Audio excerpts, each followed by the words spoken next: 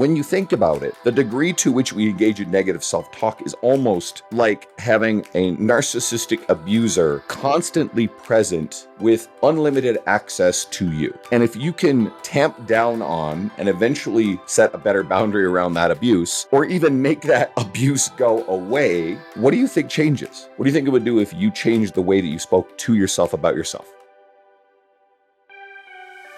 What's going on, team? Welcome back to a brand new episode of Dieting from the Inside Out. If you're new here, welcome to the show. I'm Jared Hamilton and I'm your host. And I am really pumped to bring to you today's episode because I have a very special guest. In today's episode, I interview a friend of mine. His name is Andrew Coates. Now, what's funny is Andrew is a pretty big deal in this space. A lot of you that really enjoy like watching other content or reading articles and learning more about like in this realm of like fitness, weight loss, transformation, and all of that, you've actually probably come across a lot of Andrew's material, but you may not have put a name to a face because Andrew is just one of the big names in the world of all of like the major publications. Like he's a big time writer for all these different publications. He touches on it a little bit in the show, but he's a wealth of knowledge and is one of the goats of the industry. And I'm very fortunate to have become acquainted with him and to have him on the show and share some of his knowledge with you guys. Now, we got into a lot on this episode, like just looking at my notes, we got into why most people fail, like the biggest reasons behind why most people are failing and not making it. What are some of the most, what are some of the commonalities behind the people who have had the most successful transformations? A lot of mindset habits, a lot of strategy behind headspace and inner game and identity and those kind of things, which I was really glad those things came out in the show. What he's working on and a lot of these different areas, of basically what it takes for you to be successful. Like I said, Andrew's been around for a really long time and he's a massive wealth of knowledge and everything in this space. And I just wanted to pick his brain around like what it takes for someone to be successful. What does it take for the average person who hates the process to enjoy it, for people to actually go through this journey, come out on the other side and never struggle ever again. So that's really what we got into in today's episode. I know you're going to get a lot out of it, so you'll want to stick around for the whole thing. But before we get into the interview, big thank you to the sponsors of the show. Sponsor number one is Flex Pro Meals. And I'm telling you guys, I'm actually, as soon as I finish recording this, I'm going to be heading out to an event in St. Louis. And I'm literally taking a stack of first form meals with me because of this exact reason. I want to stay on track this week while being gone. And I want to make sure that I don't, fall off. And I want to make sure that like, yes, I'm going to enjoy myself, go out to eat and all of that, but I still want to make sure I'm controlling as many controllables as possible. So for me, I'm taking literally a stack of my Flex Pros with me on this trip.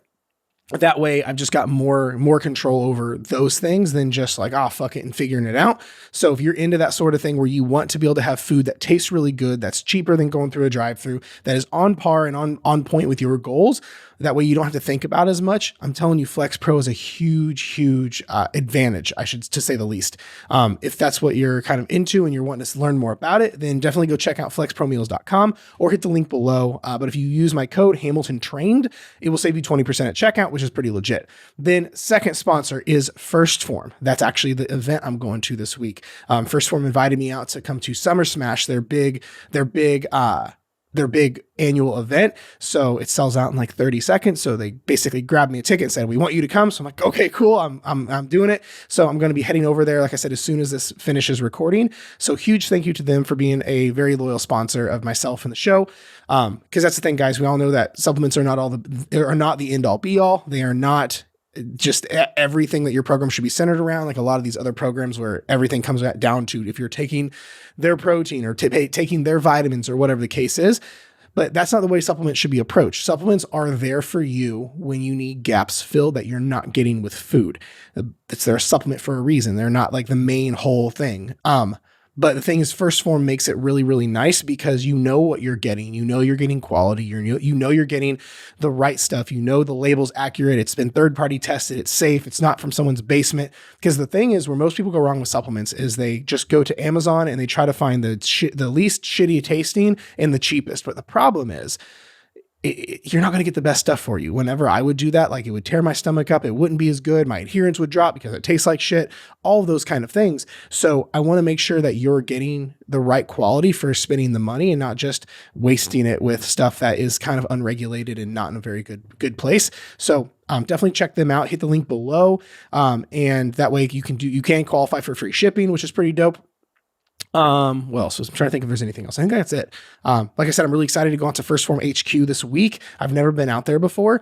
And I know it's going to be cool. So, all right, that is it. I will shut up now. I'll get to the interview with Andrew. I know you're going to enjoy this. We'll talk to you soon. Dope, man. Well, I think we're live, not live, but recording. How are you, man? How are things? I'm good.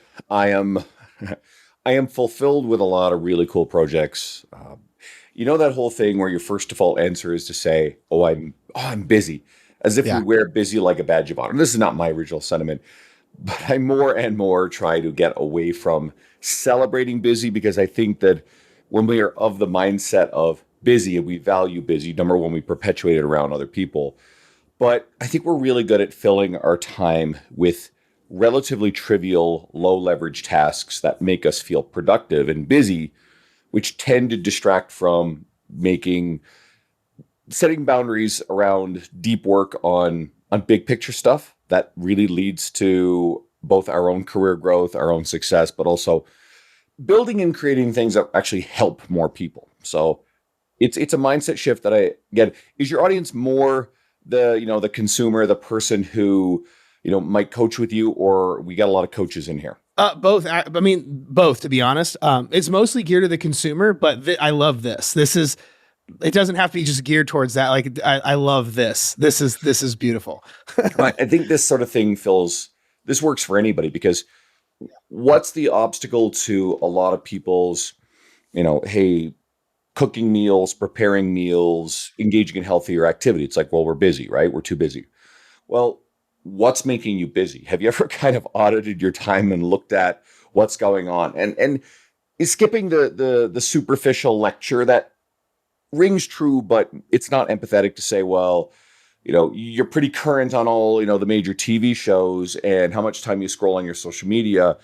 Well, scrolling on social media comes in little pockets a lot of the time, whereas we sometimes feel like we need these big blocks of time to shop, cook meals, this sort of stuff.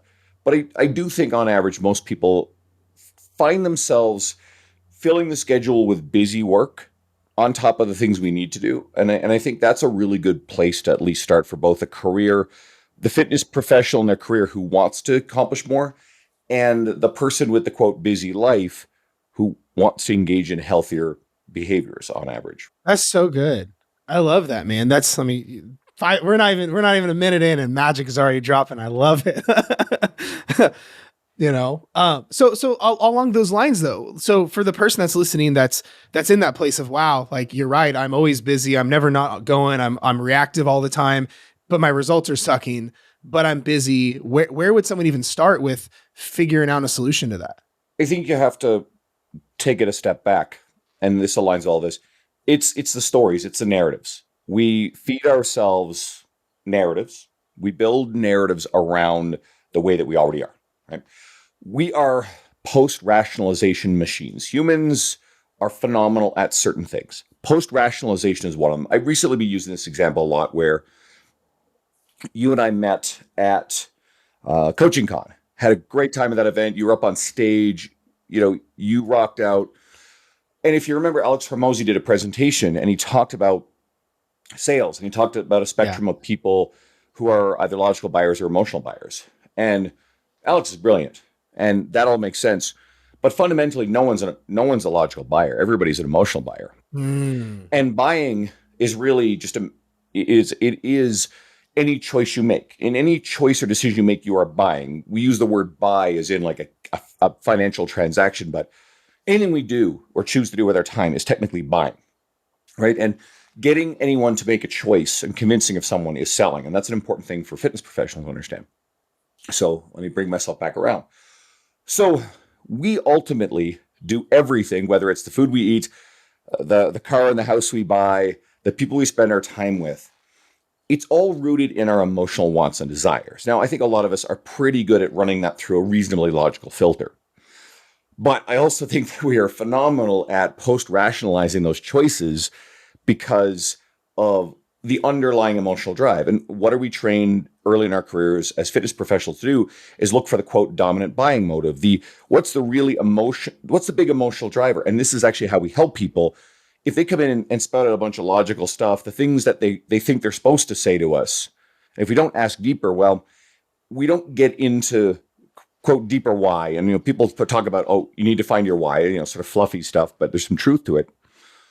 So if we could actually like pause and admit all these decisions, all these choices are emotional, and everything we do is propped up by stories and narratives. We also, the concept of inertia, we are more likely to stay rooted in our beliefs, the cultural attitudes we grew up within, the skills that we learned in terms of our family and our lifestyle. And it's harder, it takes more energy to change those things, right? So physics principle of inertia also applies to humans and decision making.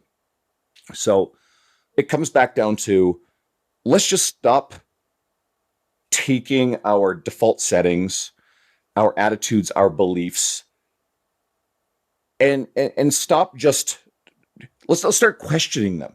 Let's start asking, well, why, right? Because this is the way I've always been. This is what my parents did. Okay, let's question that. Where did this come from? And why are we this way? And that opens a door at the very least to start considering the changing behaviors. Now, there are some things that I think fine. If you happen to really love a TV show because it makes you feel good, enjoy the damn TV show. But how much junk television are you watching because you're tired at the end of the day and this is your way of decompressing? Well, there's a story there. You're telling yourself that, well, this is what you need to relax, to wind down from a stressful day. Well, let's challenge that a little bit. Wouldn't exercise and eating healthier, these are broad and nebulous in a sense, wouldn't those things help you de-stress and have better energy? Sure. I mean, you have to break the inertia of watching the TV show, right? And again, like I said, we can keep the things we love, but let's just look at the volume of wasted time that I think most people have. And then there's this whole narrative, well, that's a nice privilege for people who, have whatever greater means or greater advantages. That narrative is largely debunked on a societal level. Quote, rich people don't work, any less time than poor people and vice versa. Someone's going to hear this and get pissed off and offended. That's fine. But like demographic statistic stuff actually holds this stuff up really well. Sure. So again, a lot of the time we're really just creating these rationalizations for why we are uncomfortable with the idea of change or don't want to put in the effort of change. And it's much easier just to sit in it as opposed to challenge it. Think about this. What happens when, someone in the workplace all of a sudden goes on a diet or starts working out? Now, I think in some cases that can motivate other people who've been thinking about it and, hey, that's modeling a positive behavior and other people buy in. But just as often, someone in the office is made very emotionally uncomfortable about the fact that they haven't been able to make these efforts. They probably gained weight over time. They don't necessarily feel great. And here's this reminder in their face, as if it's all about them, of the things that they're not doing, they're struggling with, right? They feel guilty about, they feel shame about. And so some of those people aren't necessarily motivated to go, well, wow, there's this thing that I'm unhappy about with me. I need to change something. Instead, they tend to actually consciously or subconsciously sabotage the person who's making these changes because it's much easier to knock down tall poppy syndrome, right? Like the person who's standing out, it's easier to knock that person down and interfere and sabotage. Bringing in the office donuts, I call them the sabotage donuts, or, there's more pizza around, or whenever you hear language like, oh, live a little, hey, come out for beers with us, that sort of stuff, right? And so these people deal with this sort of challenge where they want to change their life, but their social environment is built around drinking and this sort of stuff. And that makes for even more complicated stuff. And I know I'm wandering a bit far afield here, but at the end of the day, this really comes down to the stories that we tell ourselves about why we are the way we are. And I think a key to success is challenging those stories, rewriting narratives, and being willing to embrace a shift in identity, whether it's getting in touch with a previous identity where you were doing these things better, or focusing on an aspirational identity of something you want to work towards. And James Clear's Atomic Habits probably does the best treatment of this, of anything that's out there. Very readable book, very accessible book. So I encourage anyone who's listening to this and going, oh man, this is me, shit, I'm struggling with this. Go read that book. I'll let you kind of pull me back in here a bit, because like I've said, I've gone a little far afield. No, I love. Here's the thing. This is why I love like not being over prepared for a show, is because I would have gotten in the way of that right there. You know what I mean? I think that's where such magic happens. And I love that. Your first answer went straight to the deeper stuff.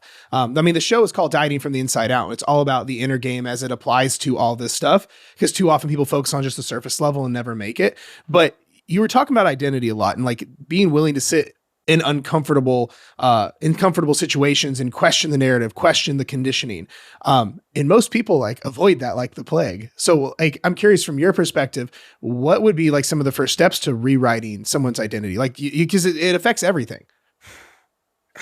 I think there's a few things. I mean, number one, I think you have to get clear on what you actually want, right?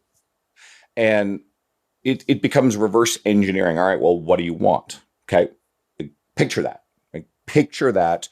Maybe it's picturing you. I love this exercise. Picturing yourself in 5 years and asking, if you continue to do what you're doing, would you be healthier? Would you be happier? Would you feel better? Would you be just maintenance, or would your health decline? And it can be a powerful motivator to, instead of thinking about future self as this far off abstract concept, but instead to humanize you, future you, real person, visualize a little bit older. And that person is completely and utterly beholden to the choices that you make, right? You think about where we are now, and you think back into major inflection points and decisions that you made along the way that you're very grateful you did, or maybe you regret, right? So now picture yourself 5 years forward, or whatever time increment you want to. And if we visualize that person as a real thinking, feeling person that you care about, hopefully you do care about what future you experiences, you have a lot more empathy for that person, and you're far more likely to do something kind. It's the same principle as, why do World Vision, these commercials about quote starving children in Africa?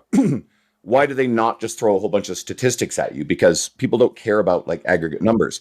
What do you get? You get images of children living in poverty, right? Which pulls on the heartstrings.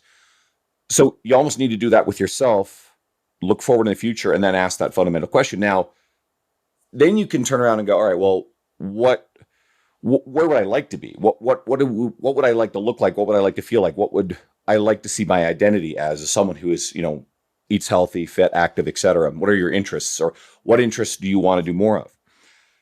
And then how do you reverse engineer that? What do you have to do? What behaviors do you have to do on a fairly consistent basis to achieve that place, down the road? And then you have to look at our immediate lives and go, all right, well, what are the bottlenecks to making these choices? And again, I think it's still rooted in the story. Another cool book that can help with this is Loving What Is by Byron Katie. If you guys are not familiar with it, it's a fairly simple book, and she just asks 4 fundamental questions over and over. And this applies to every little thing. And I can't remember exactly off the top of my head what all those questions are, but one of them starts is this true? Right? And someone says, oh, that person hates me. The person at work hates me. Okay. This is why I'm having a bad experience with them. I don't get promoted, etc. Well, is that true?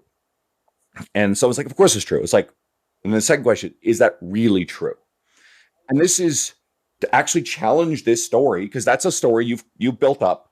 And it's, in a sense, a sort of victim mentality. It's like externalizing blame to absolve you of, well, what is your role in whatever is going on here, right? Which, of course, also matters when it comes to healthy lifestyle choices, right? Instead of going victim mindset, going, well, this is all beyond my control, I can't do it, I don't have enough time, blah, blah, blah, stories. What's your role in all this stuff? But ultimately, ask yourself, ownership. Are these, and it comes down to ownership. Yeah. But are these stories that you're telling yourself about whatever situation in life, are they actually true? Are they empirically, verifiably, like just so true that no matter how you try to challenge the story, like it's proof. There's proof that it's true. And most of the time it's not. And I use the example of the person doesn't like you. Well, maybe that person has something going on in their world, right? Or maybe there's family troubles or life stress, or maybe there's pressure down from above, or maybe you're a very, very small piece of a really massive, complex, stressful puzzle that person's life is. But and here's a lesson I learned in my early 20s. How arrogant and egocentric is it for you to think that whatever about your presence, your limited interaction with this person, have such a profound effect on this person that it can ruin their day or make them mad all the time, right? That's a very egocentric way to think about it. And when we start thinking about that, it's kind of freeing. So that way we stop worrying about what other people think, because worrying what other people think also holds us back too, right? Anyone listening knows that I tend to bounce around a little bit with these things, I love but it. these things do all kind of come together, and it's freeing. And let's say hypothetically, like some relationship with someone in your world is the bottleneck that's keeping you from doing what you want in your career or making the lifestyle choices you want. You're worried about disapproval. In all likelihood, that external thing's influence over it is irrelevant or not anywhere near as true as you think it is. So what's the benefit of doing this? Well, first of all, you discard all these stories, these narratives, and you look inward. Look in the mirror, stand in front of the damn mirror and ask yourself, who is the person who has the most control over my choices and my outcome and influences all this? And the person is going to be staring right back at you. Mm. And the sooner you realize that and you take ownership of that, which again, that's nebulous and fluffy too, because it runs deeper than that, then at least you're on the right track.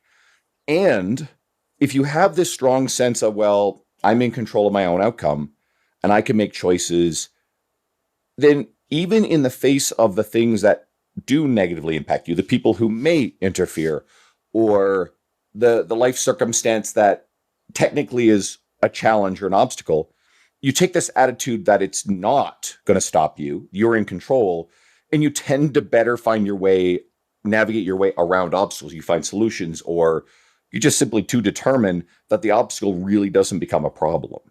Or you just make enough progress anyway that even if the obstacle is in place, you're the parent of 2 young children, right? And it's really important that with our media messaging as fitness professionals, that our, when we're telling people, hey, you need to sleep more, you need to, well, first of all, telling people what they need to do doesn't work. People need to decide for themselves. You have to ask them questions to the point where they realize, oh, shit, I need to sleep more, right? Yeah. And you get the parent of 2 young children who's working, and the 20-something with no kids telling him, hey, you need to sleep more and you need to eat better. I mean, like, that doesn't work either. No. But the flip side is we all know we're around fitness people all the time. We know tons of working parents, single working parents, who somehow hit the gym, somehow eat, prepare their meals, and somehow get sleep. That doesn't mean everybody has the same circumstance, but it does mean that there are examples of people who said, nah, this stuff is not going to stop me from doing what I need to do, because I need to have mental energy and I need to be physically healthy to care for my kids and to work and provide a livelihood. So these are non-negotiables for me. They've set boundaries around them. They've said, that's it. No, I'm not willing to compromise on this stuff, which is part of their identity. They are not letting some of the narratives and the stories about why they shouldn't or couldn't be able to do the healthy behaviors interfere with those behaviors. So this is how it all kind of ties in. And I hope so good. I hope the people listening, I think anyone who self-selects to listen to this podcast is probably going, yeah, I've been there. And you're probably people who actually do this stuff fairly well. You get this fundamentally. Maybe you were in a place in the past where you struggle with it, but you see people around you who struggle, or maybe there are still little things within your life. And I still think just go back and question those beliefs that you hold onto so firmly about why you can't do something or why you're not the kind of person who could do a certain thing. And just stop taking these beliefs and these default settings as being just ingrained gospel that can't be changed. Yeah. That is so important. I'm so glad that you said that. We're to stop, take a minute, reflect, and go, man, is this true? Is this 100% true? I first heard that from he's a psychologist, Dr. Daniel Amen. His thing was using it to combat what he called ants, automatic negative thoughts. He says, is this true? Get your answer. Is this 110% beyond a shadow of a doubt true? And then his third was what thought would serve me right now? So almost the concept like Indiana Jones style and replacing it. But I think the idea of, is this true? Is this completely 110% true? Like cross-examination, best attorney in the world.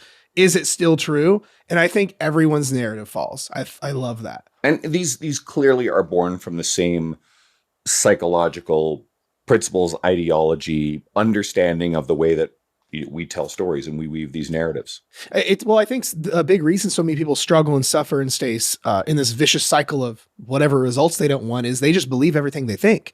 And that's like one of the most dangerous things ever, because we all know that our mind doesn't care if we're happy. It cares about self-preservation. It's why we sabotage, right? It's why we don't want to get uncomfortable and grow and things like that. But if we just believe everything we think, like, could you imagine if like raising a child, you had to make everything they said true? Like, mommy, you're stupid. Okay, mommy is stupid. Or what, like it would be pure chaos, but we do that mentally. I think it's fascinating. Well, something aligned to that thought, and I think this is relevant, is negative self-talk. So there's an old Dove commercial that I love, and it illustrates this point perfectly. They brought a bunch of women in, and they had those women describe themselves to a sketch artist. And then they, unbeknownst to the women, they had also, in the waiting room, sat them across from another woman. And that woman, they also brought into the sketch artist, and they had the second woman describe the first Wow. woman. So I have an article on my website that literally kind of goes in depth on this, and it links the video. So, and it's one of the best commercials ever. It's a long commercial.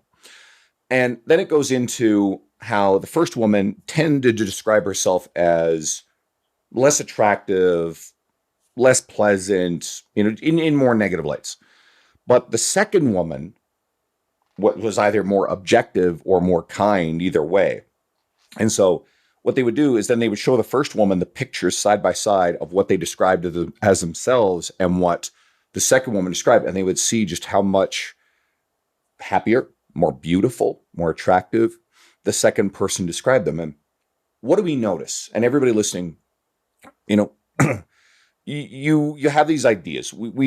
We have to start understanding that we don't see our true selves in the mirror when it comes to physical stuff, and we don't necessarily believe the kindest things about ourselves, about our abilities, etc. And we engage in a lot of negative self-talk. I'm going to come back to negative self-talk. And if you ever notice that the people around you tend to consistently describe you in a kinder light, more capable, more attractive, you name it, etc. And those other people's descriptions tend to line up fairly consistently with each other. If you don't see the weight loss, for example, and then like 4 or 5 people are all telling you kind of spontaneously different people, not associated with each other, and they're all noticing your results. Are they all lying to you? Have they all conspired to mislead you and torment you? Or are they the ones telling the truth, and are you the one running what you see through a dishonest filter in your brain?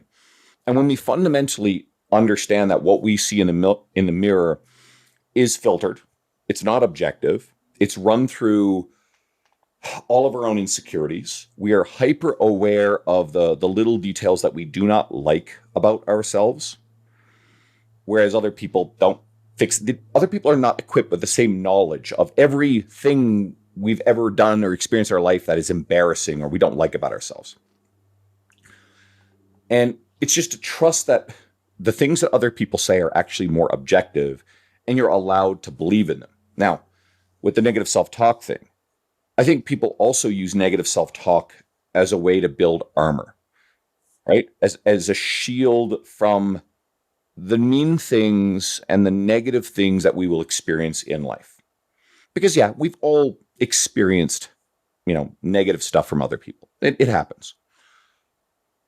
But I would argue on average, we engage in such a massive volume of negative self-talk individually that it's so much more more consistent on a daily basis, then it overwhelms anything we might ever possibly hear from another person someday. And we worry about things that never quite happen that way anyway. But our psyche still really doesn't truly differentiate between the negative things we say about ourselves and the hurtful words that other people might say. So this exercise in negative self-talk, it doesn't build armor and build resilience against what we might experience. It's just a consistent emotional beatdown. It's a constant beatdown that significantly damages our sense of self-worth, our confidence, and ultimately, especially if it's about our ability to do things, that it will grind us into inaction. So with negative self-talk, if I'm around people I care about or clients or whoever's in my immediate world, I will politely but firmly and unapologetically point out instances of negative self-talk, because I don't want to criticize a person for it, but I want to draw their attention to it. Sure. And I'll sort of like discuss this sort of stuff. And again, you have to have the relationship you have with that person and the trust in order to be able to navigate that. You can't turn around and beat the person down for doing it. Right. But you need to bring their attention to it. And then all of a sudden, if they start realizing how often they're doing it, and the exercise becomes, it's not going to be instantaneous, but the exercise becomes just getting them to do it less often, right? With the eventual goal of like not doing this themselves. And you don't realize just how powerful it is to remove this negative stimulus.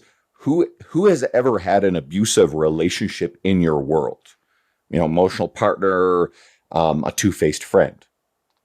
And then you got free of the relationship, okay? Have you ever been in a situation where you were dealing with narcissistic abuse or something else, a really, really nasty presence in your life? And then you remove that person from your life.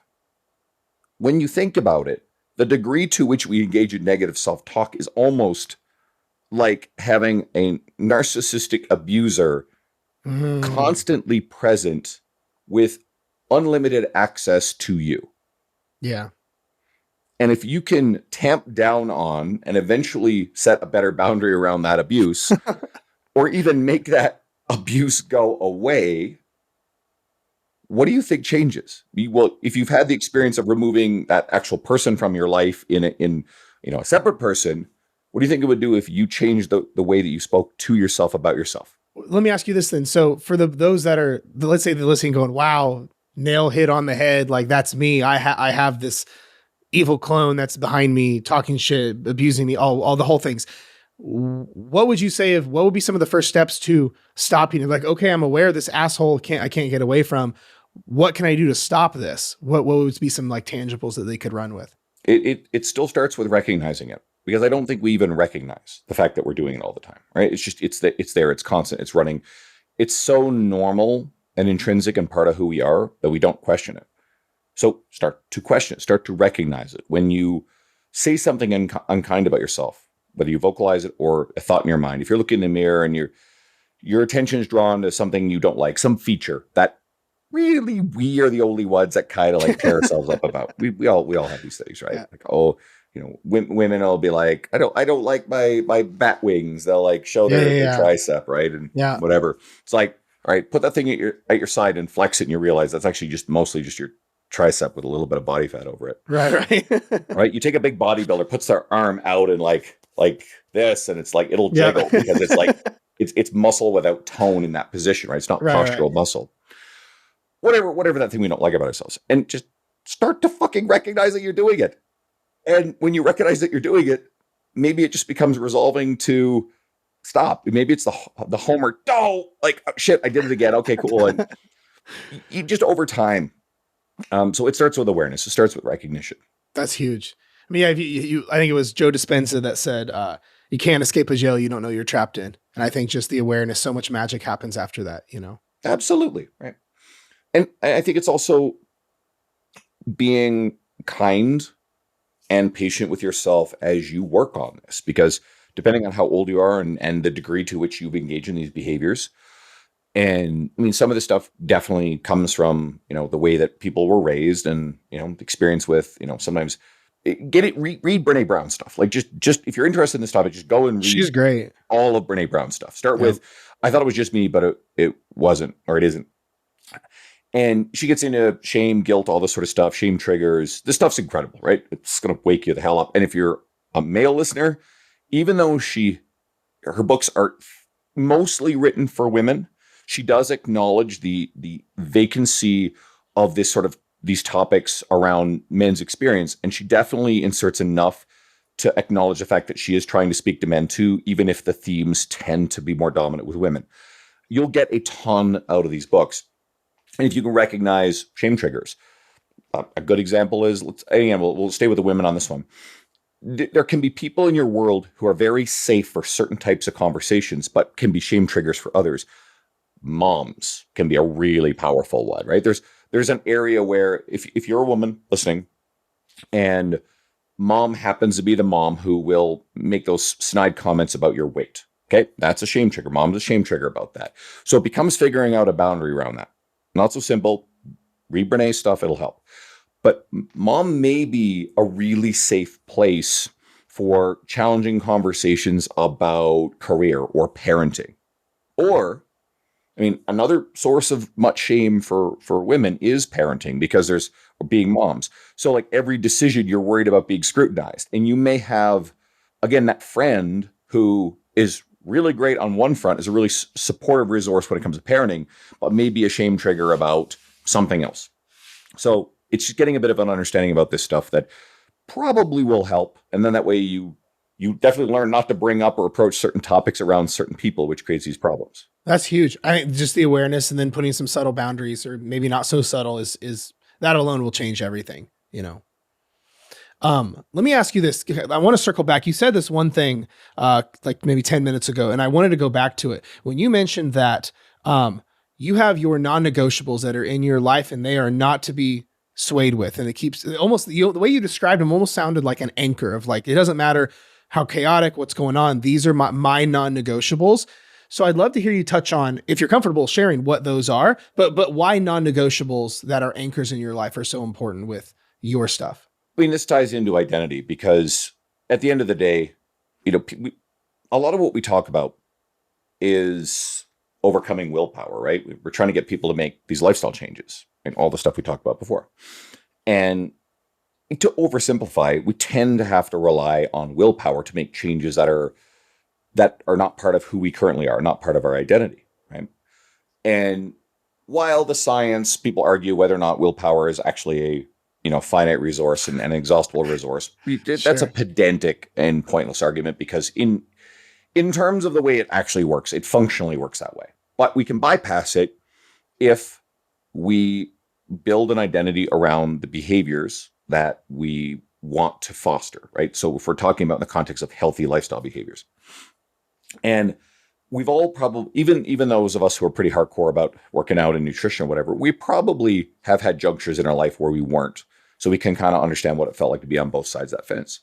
And making these identities takes time. But for me, my workouts are pretty much non-negotiable. But I've been devoted to almost bodybuilding style strength training for a very long time, whereas I really struggled to do cardio. Like really, really struggled to do like zone 2 type low intensity steady state cardio. And of course, time was an issue. Well, what I've started to do recently is I love reading. And reading is also a non-negotiable for me, but there are still times where I struggle to sit down and pop open a book. I'm busy with a lot of different things, trying to write, work on various things. Maybe I'm studying some sort of course, coaching people, blah, blah, blah. And so physical time to read books is challenging. So one of my ways around it is I crush audiobooks, and I like that. Audiobooks are phenomenal, some podcasts. So that's a straight up non-negotiable. But I also habit stack that because I'm not sitting around just listening to an audiobook. I'd just rather read a book. Right. But while I'm driving, while I'm cooking, I can stack those things. So what I realized is I saw a friend of mine, and this is recent, and she brought a book into the gym that I contract out of, and she was reading her book on a bike. And I'm like, shit, that's brilliant. Okay. So I recently have been trying to do the whole cardio thing, like walk on the treadmill, and I'm like trying to listen to a podcast or music, and I'm just so fucking bored and distracted, and like it just doesn't work for me, right? So all of a sudden I'm like, all right, I'll go grab a couple of books that I'm really interested in, and I sit down on a recombinant bike and I crank it up enough that I'm at like pretty good zone 2 intensity, but like, I can still breathe through my nose and I can still sort of talk, whatever.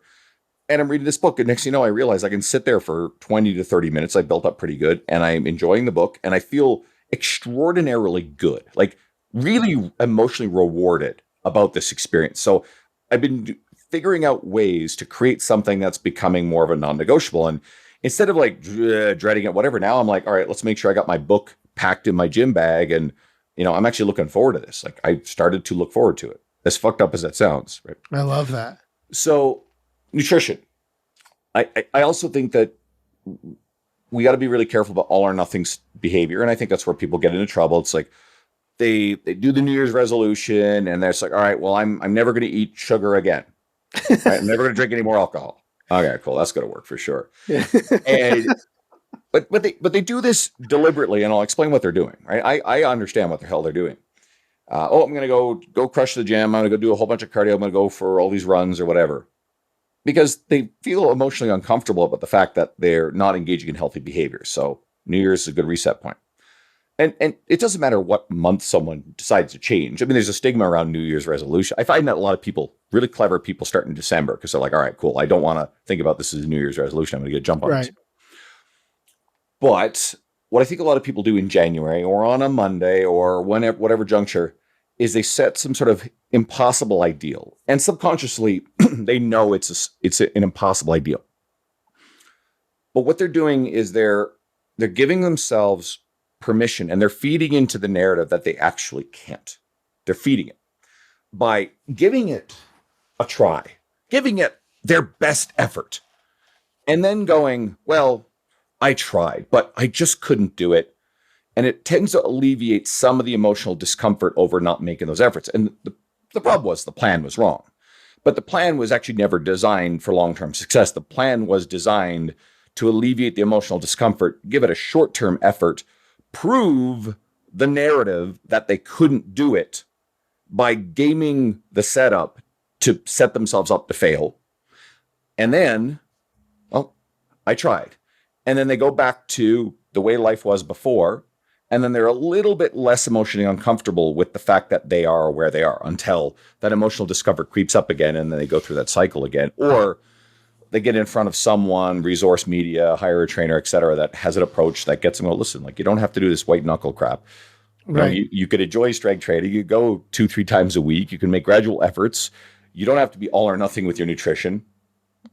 One of my favorite approaches to nutrition, I think this will actually make a ton of progress for people. This is something actionable. Is I like to get people to think about, put the food you eat into effectively 3 buckets. Start with identifying all the consistent stuff that you eat that is pretty healthy and you actually enjoy, right? And admit the fact that there's a lot of like good, healthy food. Where there's like, for me, baked salmon, chopping up Brussels sprouts, some brown rice. I've used this example a bunch. Like that one I like, or, lean ground turkey pasta. That one I find for my goals is actually works pretty well. I microwave oatmeal, put some protein powder in the morning. I'll scramble 4 eggs, I'll have black coffee. I'll have an orange, the fruit you like, that sort of stuff. So that's bucket 1. Bucket 2 and bucket 3 are basically the high calorie stuff. Okay. But bucket 2 is all of the mediocre crap that we eat because we didn't plan, we didn't think ahead. We eat it out of convenience. We do it on the run. We have to grab lunch. I didn't, cook some meals because we build up this whole meal prep. Fucking fitness influencers and bodybuilders will put this goddamn elaborate, these get a counter full of chicken and some green vegetable and rice. And it makes it seem like it's this goddamn arduous process that they spent all of Sunday doing, right? At least 4 hours. So much Tupperware. And all the Tupperware. And like the cleanup was 2 hours long. It's like, this is rubbish. This is nonsense, right? And this actually creates more barriers because, first of all, it's performative nonsense. Just look at me. Look how fucking dedicated and hardcore I am. The shit's garbage. Every Sunday, I'll bake a salmon, put a pot of rice on the stove, chop up some Brussels sprouts. It takes me 10 minutes tops to slice up the salmon, put it in a tray lined with tin foil. It mitigates the mess. I'll preheat the oven while I'm doing this. Chop up the Brussels sprouts, right? Season both of them. Put it in the oven. That's 10 minutes. Boom, 10 minutes. Pot of rice on the stove. Okay, cool. I'm pretty good at it now. I know how like the timing works. I set timers for everything. And I sit down and I either might work on some online updates or I might watch some TV. And I don't have to fuck around with anything else. It literally is not a big deal. And then finally the timers start going off. So I pull one thing out at a time and I'll start loading them into some Tupperware containers. And I find that probably takes another grand total of 10 to 15 minutes. And there's a little bit of cleanup. Sometimes half the stuff can go in the dishwasher. I've got a meal right there for me. And the way I tend to do this when I got 5 more meals, which is Monday day, Monday night, Tuesday day, Tuesday night, Wednesday night, I'll cook something else for the next few days. And we take this built up, arduous thing that our industry actually perpetuates these narratives, and it turns it into something that's fairly easy. And guess what I'm also doing while I'm chopping this up? I'm listening to a podcast or an audiobook I enjoy, right? So I feel good about that too. Oh, yeah. So all of a sudden, a lot of doing healthy shit is reducing the friction, okay? Like reducing the amount of friction for doing the thing. And the way I just described this, I mean, now delivery apps are a problem, right? I have a war against these things. Like delete these goddamn things. I refuse to use them, right? If you want to do one good thing, just remove this as an option. Get rid of them. No more DoorDash. If you want to get the unhealthy, impulsive stuff, you have to go out and get it. And then you start to realize that it takes just as much time, turn around to drive to, go get, wait for, and bring back the whatever you wanted as it would have to probably have cooked it, okay? Or pretty close. Now, again, you have to have those, you have to think a little ahead, you have to have the groceries there, fresh stuff, whatever, okay? Like, I make sure that, like, I have a trip to Costco every week. It is on Friday. It's like on my way from the gym I contract out of. I go work out, then I go to the Costco, bring it all home. Cool. I try to make it as efficient as possible. And like little store runs when I need to, but I try to think proactively. I build that in. So I have those things on hand. But ultimately, I find that cooking the healthy bucket one foods I enjoy, probably in the grand scheme of these, takes just as much effort, just a little bit more planning and forethought than it would be to get the bucket two stuff. And think about this. The bucket two stuff is never fulfilling. It's never as good as you imagine. You don't really enjoy it. You tend to feel kind of physically after you eat it. We all know we have those foods, right? Like I always use the example of mall food court Chinese food. It looks good. Yep. And for years, like, so accurate. Oh my God, so I crave this stuff. And then the times I'd give in, it was always mediocre. Like just, you feel like you wasted money, you wasted calories. We all know that feeling. And then what happens? You still want to have the emotionally appealing, the stuff we love. So there's bucket 3. Let's go around to that. What are the non-negotiable treats? And this is where people get in trouble because they think when they go on a diet, they have to give this shit up. Like it's the apple pie that you love. Or maybe some of you guys have a little bit like crushed cheese a bit too much. I go through phases with cheese. For me lately, I love DQ blizzards. And I think maybe Hormozy's kind of validated the fact that you can kind of, quote, have your dessert, which will fit your macros, right? There's actually truth to it. I got a little out of hand for a while, and I dialed it back, and I give myself 1 DQ blizzard a week after a leg day on the weekend. Go through drive through, right? Make it convenient. And emotionally, I give myself permission. So what do? We mercilessly target the bucket 2 stuff. Get rid of that stuff because it's not fulfilling. It's a waste of money. It's a waste of calories. And then we feel shitty. And then we go and eat the bucket 3 stuff, which is the treats we treasure. And then we feel guilty as hell because we ate tons of this crap overall. And then what are we doing? We're over consuming calories. And then we're guilty about it all, right? So if you remove the bucket 2 stuff and realize that the bucket 1 stuff is just as good, if not better, and we feel way better about it. And then we can keep the things we treasure while having some sensible boundaries and being a goddamn adult. Like I cannot have, you cannot have Lucky Charms with 3 meals a day and wash it down with a DQ Blizzard. Okay, like no, stop doing that, right? And it can't be pizza every night. But maybe it's really okay to enjoy and look forward to having a pizza on the weekend with your partner, and just try not to give in to impulse and try to otherwise like plan healthy meals and support that person, especially if they're on the same mission you're on. And if you build in things you get to look forward to that you love, they're real treats, you're far more likely to be able to say no to the impulsive stuff along the way.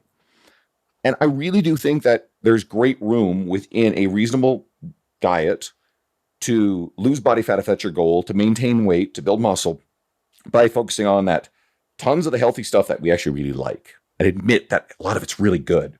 Yeah. Like go grill a sirloin steak, something fairly lean.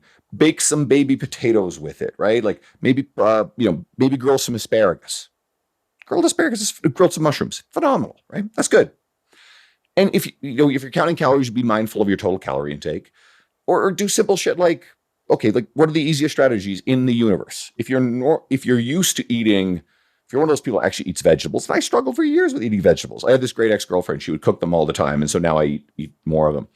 But you literally double the portion of veggies on the plate. You have the portion of the rice or the potatoes. I mean, I told this joke. I was doing a presentation for a local company. And so they're pretty blue collar group, right? And so I'm using this example and I'm like, who of you guys would really be upset if you had to eat less rice? And there was an Asian guy sitting in the back of the room. I mean, he put up his hand and everybody laughed and it was phenomenal. But point being, like stereotype, whatever. But forgive me, guys. Seriously, don't. If you're going to get offended by that, you have no sense of humor. Yeah, that's fine. Right? We everybody in the room, including that guy, had a great laugh at it. But when we really think about it, figure out the vegetables that you like, and are you really going to miss the rice? Are you really going to miss as much of the potatoes or whatever else? No, you'll be fine. You're not getting rid of them. You're just dialing that portion a little bit. That's it. Yep. Right? You're still eating the same amount of food volume. You're going to dramatically shift your calorie intake, magnify that across like an entire week or a month or a year. It's going to have pretty powerful effects. Sure. And you're not going to miss it. And if you approach your nutrition this way, there's a pretty good chance you're actually going to set yourself up to succeed instead of this set yourself up to failure and give it, oh, well, I tried, and give myself a pat on the back. And then emotionally you're feeling like, well, there's nothing I could have done. Like it's in my genetics, or another largely people get twisted about this. Genetics matter a lot, but it's still a rubbish narrative to hold on to because people use it as a very disempowering thing. Oh, it's not your fault. It's your genetics, blah, blah, blah. It's like, it's not your fault, but it's your responsibility to do everything within your power to, to make positive lifestyle changes, because I think there are bad narratives in the industry. And I want to be very careful because I also think we also have to approach everything with empathy. But with this really bad narrative that's been dominating our space now, it's getting more popular. And I think a lot of people, I think there's some really smart people who do it. And I think there are some people who are just brand building and try to speak to a demographic. And it's this whole idea about, how do I explain this? That there's no relationship between, your body weight and health. In particular, there's a poor relationship between fat loss and long-term health outcomes. There's plenty of data now. We've always known this is rubbish. It was not okay to actually say this sort of stuff. And I think the pandemic kind of crushed that narrative because we saw the data behind, the people who had comorbids. And again, it's like, it's not like, oh, to hell with those people. It's like, no, let's actually stop lying to these people and give them the tools to actually get them healthier and feel better if they want to make that choice. But we can no longer kind of hide behind the fact that there's a massive relationship between negative long-term health outcomes, things like heart disease, some cancers, lifestyle cancers, diabetes, and dementia, and metabolic health. And obesity has a very strong relationship with it. And people who want to argue that, fine. And then the other part of this narrative, this really bad narrative, is how a lot of smart people and a lot of people who are brand building and just speaking like misguided empathy, that just because someone is leaner, it doesn't mean they're healthy. Now, we know that's true. There's some truth to it. But then they start to cherry pick the example of, well, that person might have eating disorders. We don't know what's going on internally, blah, blah, blah, whatever. I get that. Okay, there's an underlying truth to it. But here's the problem with that narrative. There are not 50% of the population who are underweight or within, quote, normal weight ranges. That's a complicated thought. who are, quote, unhealthy because of some sort of disordered relationship with their nutrition, right? Those people who are real are a minuscule minority of the walking around population. What is, in fact, 50-ish or whatever percent of the population? Metabolically unhealthy people who are categorically somewhere, whatever your feelings about the scale of BMI, and it's fairly useless for individuals, but it's a very powerful piece of data across populations. So I think it's a really bad narrative to get caught up in this, quote, virtue signal to try to like, well, just because people have lost weight or they're leaner doesn't mean they're healthy. That is such a tiny little fragment of the people. And do you want to know what else I think it is? I think it's condescending and insulting to the people who are overweight, who are metabolically unhealthy, who don't feel great, who want to change, who actually want useful information, empathy, resources that will help them make progress. I think that's a lot of people. It's not everybody, but it's a lot of people. So when we're feeding them this rubbish thing, hey, it's okay. It's like, it's actually healthy. You're actually healthy. And they're going, motherfucker, I don't feel healthy. Okay. So, I think at least recognize the people who are kind of doing this sort of thing and maybe put them into a little bit of a box and say, are they really actually acting in your best interest, or are they just running with a ideologically fluffy and nice narrative that I don't really think is helping anybody? Yeah. So a complicated thought, and I hope I hit it with some nuance. But I got a feeling people listening are kind of go, oh, I know what you mean. Yeah, I've seen a lot of this stuff.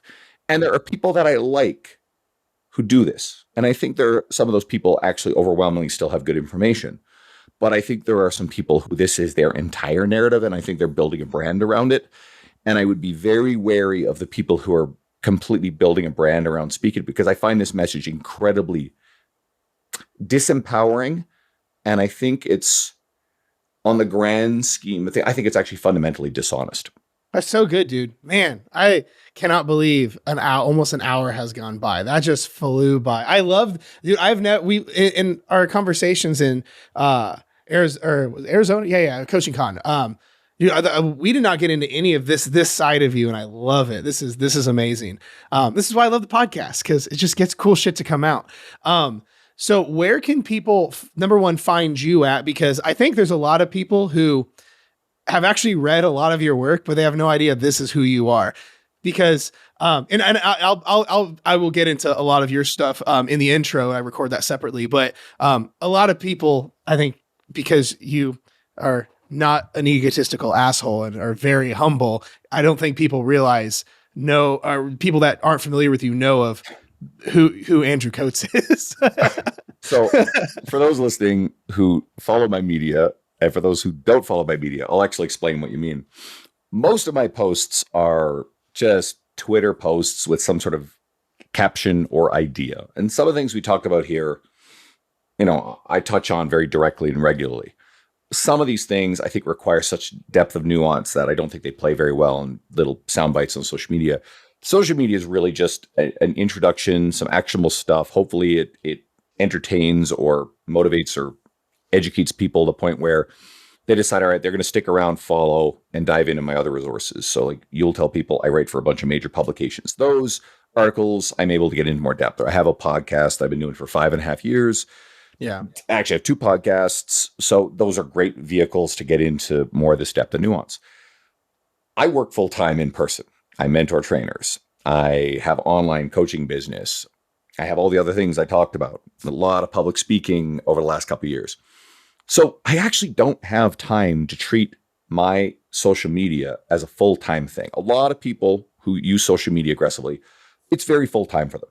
I actually would rather be very quick and direct with my content creation, which is sometimes just a written piece, post it up.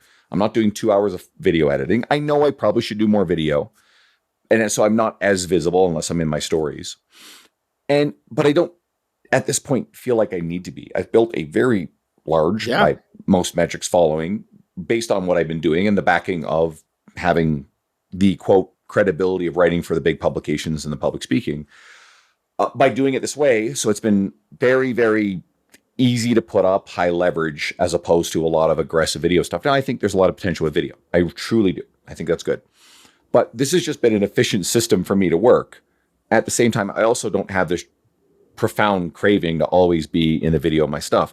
I would actually rather share videos of my client, Larry. He's 73. I love Larry so much. I love that shit, he's bro. An absolute weapon, right? 73, just silly, strong, really sweet. People love him. So I'd rather put up videos of him than of me. And I keep saying I'll do more video, but I have to find the time. But to me, my time is better leveraged, for sure, doing public speaking stuff or writing articles or working on aspects of the business building that I'm doing or helping other coaches. And social media still continues to do quite well without a lot of that. So that's kind of what you're alluding to. And I am utterly wired to try to support, connect, create opportunities, help other people versus go into any situation and go, well, what do I get out of this? There's a great book on this, Joe Polish. It's called, I think, do I have it up here? What's in It for Them by Joe Polish. I mean, I read this book. I'm like, this is my fucking philosophy. It's like this guy just stripped it out of my brain. And this is, so honestly, I would actually tell people, go read this book, especially if you're the fitness professional. Go read this damn book and don't just do it transactionally just because you're like, oh, I'm doing this in a manipulative way. Live it. Like, adopt this attitude and just try to make the other person's experience, have the other person walk away from your interactions smiling and like loving the experience and thinking, wow, I got so much out of that.